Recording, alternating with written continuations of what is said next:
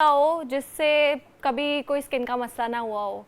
और आजकल मौसम भी ऐसा चल रहा है, कभी हमारी ऑयली स्किन हो जाती है, कभी हमारी ड्राई हो जाती है, और कभी अचानक जो बॉडी पर ना हमें इचिंग शुरू हो जाती है। और अक्सर कुछ लोगों के बहुत ज़्यादा लाल धब्बे भी पड़ जाते हैं और समझ में नहीं आता कि ये कोई इन्फेक्शन है या कोई एलर्जी रिएक्शन। और सच तो ये है कि हम अक्सर डर के मारे या बहुत ज़्यादा हम लेज़ी होते हैं, हम डॉक्टर के पास ही नहीं जाते और ख़ुद ही सेल्फ मेडिकेशन पे आ जाते हैं, कोई टैबलेट खा लेते हैं, कोई ट्यूब या क्रीम लगा लेते हैं। और सही मालूमात ना होने की वजह से अक्सर जो ये चीज़ें होती हैं ये और ज़्यादा डेंजरस भी हो जाती हैं। और आज के इस सेगमेंट में हम मुख्तलिफ जो हमारे स्किन के मसाइल हैं उसी पर बात करेंगे। मेरे साथ मौजूद हैं डॉक्टर अजीम जहांगीर। अस्सलाम वालेकुम, कैसे हैं आप? अल्लाह का शुक्र है। अच्छा डॉक्टर अजीम, आजकल ना जो मौसम चल रहा है ना, बहुत ज़्यादा लोग शिकायत कर रहे हैं कि उनकी जो स्किन है बहुत ज़्यादा इची रहती है। तो हम कैसे आइडेंटिफाई करें खुद कि ये कोई फंगल इन्फेक्शन है या किसी चीज़ से रिएक्शन हुआ है, किसी क्रीम से रिएक्शन हुआ है? देखें, अगर इचिंग जो स्किन पे होती है ना, फेस पे ख़ास तौर पे, वो ख़वातीन में यूजुअली होती है कि उन्होंने बहुत हार्श किस्म की चीज़ें को यूज़ कर ली। फॉर एग्जांपल आजकल जो सीरम्स आ रहे हैं, कोई रेटिनॉल सीरम यूज़ कर ले जो कि बड़ा हार्श था। बिल्कुल। ये समझ लें एक बात कि जो हमारी जिल्द है वो गोरों से बहुत मुख्तलिफ है और कोरियन से भी बहुत मुख्तलिफ है। बिल्कुल। ठीक है। अब हम के पॉप देखते हैं और वो के बहुत ब्यूटी के तौर पे इन्फ्लुएंस है। इस तरह हम वेस्ट की देखते हैं और मैं अमेरिका में 15-20 साल मैंने काम किया, तो मुझे ये बात बड़ी वाज़ेह पता है कि उनकी और हमारी स्किन में फ़र्क क्या है। फॉर एग्जांपल वहाँ पे अगर आप रेटिनॉल लगाएंगे तो इरिटेट नहीं करेगा, यहाँ पे लगाएंगे तो करेगा। अच्छा, वो क्यों डॉक्टर साहब? इसलिए कि हमारी जिल्द का कॉम्पोजिशन ही डिफरेंट है। अच्छा। हमारी जिल्द में जो ऑयल बनता है वो डिफरेंट है और हमारा एटमॉस्फेयर डिफरेंट है। वहाँ पे देखें ना, वहाँ पे आधा साल तो तकरीबन सर्दी रहती है, बड़ी बर्फ़ पड़ी होती है। हमारे तो ऐसे नहीं है। हमारे यहाँ पे ऑयल प्रोडक्शन ज़्यादा होती है, गर्मियों में भी, बरसात में भी। वहाँ तो बरसात ही नहीं होती ज़्यादा, राइट। तो यहाँ पे जब बरसात में या गर्मियों में जब ऑयल प्रोडक्शन ज़्यादा होती है और उसके बाद हमारे यहाँ गर्दो गुबार भी ज़्यादा है, काफ़ी दफ़ा वो एक्नी भी बनते हैं यहाँ पे जो वहाँ नहीं बनते, राइट। जब हम उसको बहुत ही हार्श सोप से धोते हैं और इस तरह हमारे मट्टी बहुत ज़्यादा है तो पाँव की एड़ियाँ फट जाती हैं। ठीक है। तो आज वो मुझसे पूछ रहे थे बल्कि यहीं पे कि जी पाँव की एड़ियों का कोई अभी आपका कोई one of the people were asking me, तो मैंने कहा कि यार पाँव की एड़ियों का भी वो मैं कुछ दिखाऊंगा इनको चीज़ें जो बड़ी सिंपल हैं।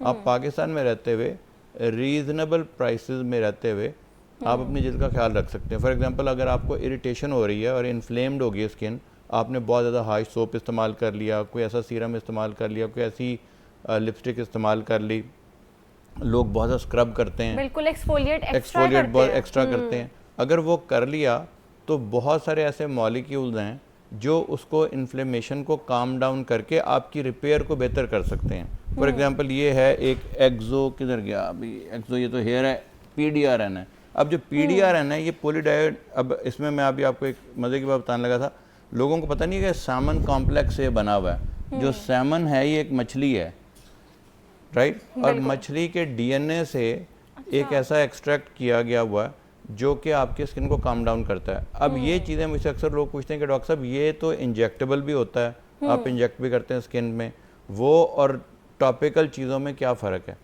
तो जाहिर है कि आप दोनों को इक्वेट नहीं कर सकते। जो इंजेक्टेबल, अगर आपको सुइयाँ वगैरह से डर लगता है, नीडल से डर लगता है, तो आप ये वाला लगा लें। तो इससे क्या होगा, जो इन्फ्लेम्ड स्किन है फॉर एग्जांपल आपकी, वो काम डाउन हो जाएगी। लोग फिर ये समझते हैं कि जी जो इन्फ्लेमेशन स्किन की तो नज़र आ गई, तो बालों पे भी क्या, बाल भी तो होते हैं, बाल आपको बचाते हैं धूप से, लेकिन आपके बालों की जो जिल्द है वो भी और आपके बाल भी, वो भी अल्ट्रावायलेट लाइट से ख़राब होते हैं। बिल्कुल ऐसा है। ठीक। उनके लिए भी अब आपको रीजनरेशन चाहिए। तो हेड एंड नेक एरिया जो ये सबसे ज़्यादा मार खाता है आपके एनवायरनमेंट से। हम काफ़ी दफ़ा हाथों का ख्याल नहीं रखेंगे, पाँव, ये भी तो एक्सपोज है, नेक का ख्याल नहीं रखेंगे, नेक का ख्याल नहीं रखेंगे, ये भी तो एक्सपोज है ना। तो यही फ़र्ज करें, PDRN जो है वो या आपका एक्सोसोम जो है, जिसको एक्सोडर्म भी बोलते हैं लोग, तो जो एक्सोडर्म या ये जो है ये आपके सिग्नलिंग मॉलिक्यूल हैं, बताते हैं स्किन को। जो आपका PDRN है ये स्किन को बताता है, या बल्कि जो एक्सोसोम है वो स्किन को सिग्नल देता है कि जी अब आप रिपेयर हों। ठीक है, ठीक है। और जो PDRN है वो उसको सबस्ट्रेट देता है कि ये देखो ये चीज़ें, इससे तुम रिपेयर हो जाओ। ओके।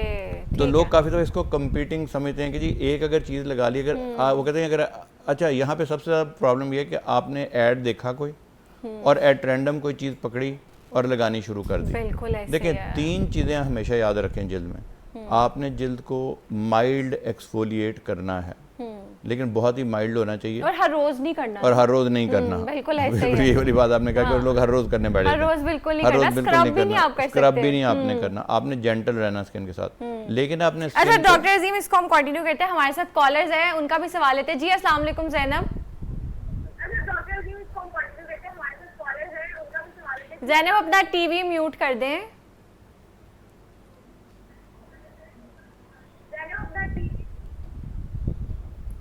जी ज़ैनब, आपको आवाज आ रही है मेरी? जी हाँ, आ रही है। जी सवाल करें, क्या सवाल है आपका? मेरा सवाल है, हम मेरे स्किन पे बहुत एलर्जी होती है, क्या मैं मेकअप लगा सकती हूँ? कौन सी एलर्जी होती है? उनका सवाल मेरे ख्याल में ये है कि मेरे एलर्जी होती है मौसमी। अच्छा, मौसमी एलर्जी होती है नहीं, उनको वो तो कह रहे हैं कि स्किन पे एलर्जी होती है, क्या मैं मेकअप लगा सकती हूँ? देखें, जब एलर्जी आपको हुई हो तो मेकअप बिल्कुल नहीं लगाना चाहिए, क्योंकि अगर मेकअप में कोई केमिकल है जो कि एलर्जी कर रहा है तो उसको एलर्जी को ज़्यादा करेगा। तो पहले ट्रिगर एलर्जी कर को देगा। ठीक कर लें, एलर्जी को पहले ठीक कर लें, फिर आप मेकअप लगा सकती हैं। देखिए, makeup by itself is not dangerous. मैं कभी अपने मरीज़ों को मेकअप से मना नहीं करता, कहता हूँ कि मेकअप वो ना लगाओ जो ख़राब करे जिल्द को।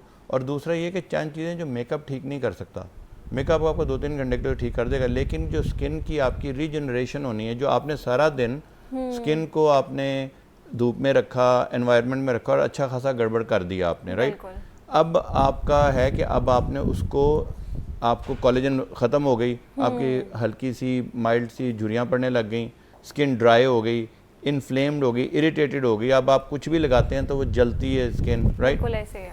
अब आपने सुबह से शाम तक आपने इस तरह मेकअप किया, या घर जाके अब आप उतारेंगी, किसी टोनर से उतारेंगी, किसी चीज़ से उतारेंगी जिससे कि आपको काफ़ी ज़्यादा, और वो काफ़ी दफ़ा अल्कोहल बेस्ड होती हैं चीज़ें जो तो कि 4 दफा क्लेंस करती हूँ, oil base, water base, Right. फिर माइसेलर वाटर, जी। सबसे पहले वो जी। यूज अब करती देखिए, हूँ। अब जब इतना कुछ आपने स्किन के साथ किया है तो अब उसको चाहिए कि आप रात को आप उसको कोई ऐसी चीज़ दें जिससे वो रीजनरेशन करे। बिल्कुल सही कहा आपने। ठीक है ना? आपकी अगर पोर क्लॉग्ड हो गए हैं उसको करे, अगर आपका ऑयलीनेस ज़्यादा उसको करे, ठीक, राइट? तो आप जो एक चीज़ जो है, जो रेटिनॉल, जो मैं बताता होता हूँ यहाँ, बल्कि इन्होंने ला के मुझे दिया हुआ सीरम आज, ये देखें, ये रेटिनॉल सीरम है कंपनी का, राइट? अब रेटिनॉल सीरम जो है ना, ये आप अगर लगाएंगे तो रात को आपकी स्किन पूरी रात समझ लें रिपेयर हो रही है, ठीक है, कोलेजन न्यू सेल्स प्रोडक्शन हो बन रही रहे है, हैं। कोलेजन प्रोडक्शन हो रही है। ठीक है। नंबर 2, ये आपकी नॉर्मलाइज कर रही है, आपके ऑयल प्रोडक्शन को नॉर्मलाइज कर रही है, आपकी स्किन के बनने के अमल को नॉर्मलाइज कर रही है, केराटिनाइजेशन उसको बोलती है, ठीक है? तो आपके 3 चीज़ें हो सकती हैं इससे, बड़ा सिंपल काम। अगर अब आप डॉक्टर के पास नहीं जाना चाहते, ये जो होम बेस्ड थेरेपीज है ना, ये डॉक्टर के पास जाने का निमुल बदल कदम बिल्कुल नहीं ऐसे ऐसे। डॉक्टर अजीम एक और कॉलर है, उनका भी सवाल लेते हैं, फिर इसको कंटिन्यू करते हैं। जी अस्सलाम वालेकुम मर्सलीन। वालेकुम अस्सलाम सिस्टर, कैसी हैं आप? मैं बिल्कुल ठीक हूँ, आप खैरियत से हैं? जी अल्हम्दुलिल्लाह। जी मर्सलीन।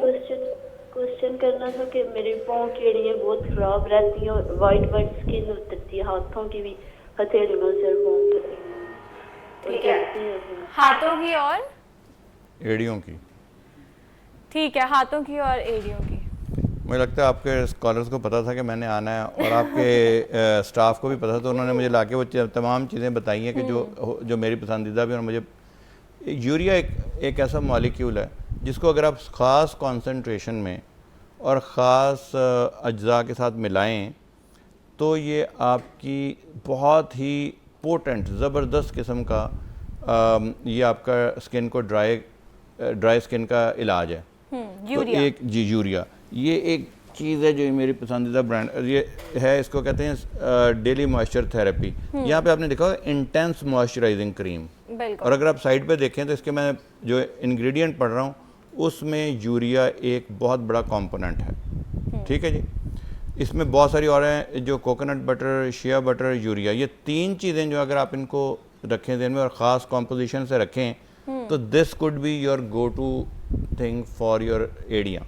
अगर आपकी एड़ियाँ फटती हैं ना, तो सबसे आसान तरीका, अगर आप डॉक्टर के पास नहीं जानते, कुछ नहीं करना चाहते ना, आपने गीला पहले अपने हाथ से गीला कर लें एड़ियों को, या आप धो लें और अच्छी तरह धोएं, माइल्ड सोप से धोएं, और उसके बाद आपने 3 काम करने हैं। आप यकीन माने आपके आधी से ज़्यादा आपको जाना ही नहीं पड़ेगा डॉक्टर के पास। आपने 3 काम करें। नंबर 1, आपने ये लगानी है इंटेंस मॉइस्चराइजिंग क्रीम, ये स्किन साइंसेस की है। दूसरा आपने क्या करना है, आपने नंगे पाँव कालीन पे नहीं फिरना फॉर गॉड सेक। अच्छा, नंगे पाँव फिरना ही नहीं। आपने नंगे पाँव फिरना है, और कालीन पे तो नंगे पाँव बिल्कुल भी नहीं फिरना। ठीक है। ये लोग बिल्कुल उलट करते हैं, कहते हैं चूंकि कालीन है मैं यहाँ नंगे पाँव फिर सकती हूँ। अब होता ये कि कालीन में बेतहाशा मट्टी अटकी होती है जो कि आपको नज़र नहीं आती। बिल्कुल आप उसका एक तजुर्बा करें। और लोग मेरे साथ आके तो बड़ी बहस मुबासा ख़वातीन करती हैं कि मेरा तो घर इतना साफ़ है, मैं वहाँ से इतना वैक्यूम, मैं तो 3-3 दफ़ा वैक्यूम कराती हूँ। तो मैं उनको चैलेंज एक देता हूँ कि आप घर जाएँ,